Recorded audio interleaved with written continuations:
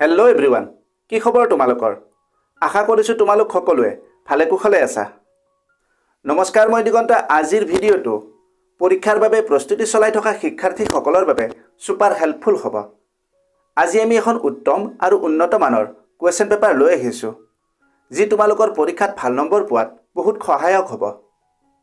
সকলো তথ্য ভালদৰে আয়ত্ব কৰিবলৈ তোমালোকে এই ভিডিঅ'টো সম্পূৰ্ণ কৰি শেষলৈকে চাবা।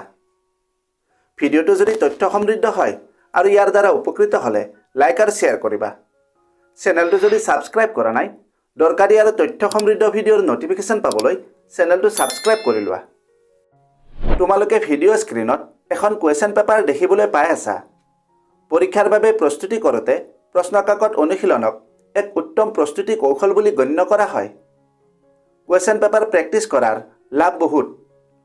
পৰীক্ষাত অহা প্ৰশ্নৰ আৰ্হিৰ সৈতে চিনাক্ত কৰে, পৰীক্ষাৰ ফৰ্মেটৰ সৈতে পৰিচিত কৰে, জ্ঞানৰ ব্যৱধান চিনাক্ত কৰে, উত্তৰ লিখনি কৌশল উন্নত কৰে, সময় ব্যৱস্থাপনা উন্নত কৰে, আত্মবিশ্বাস বৃদ্ধি কৰে।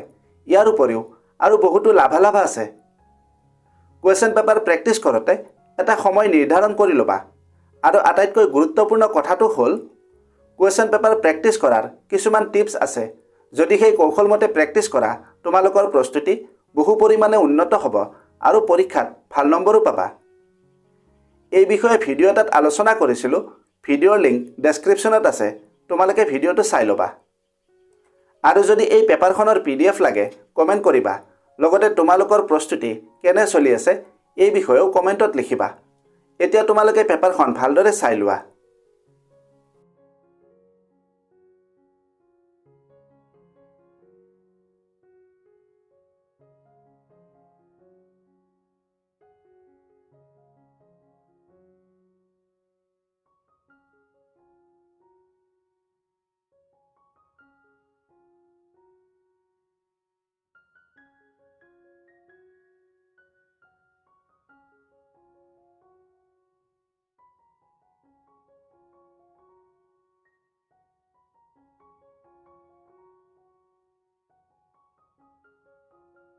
ভিডিঅ'টো যদি হেল্পফুল হৈছে, তেন্তে বন্ধু বান্ধৱীৰ লগত এই ভিডিঅ'টো শ্বেয়াৰ কৰিবা আৰু লাইক কৰিবা।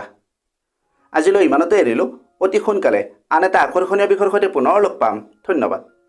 कामयाबी का शॉर्टकट, मेहनत और डेडिकेशन, ये चैनल बनाए तेरा परफेक्ट फाउंडेशन। सब्सक्राइब करो, join this ride, let's grow together side by side.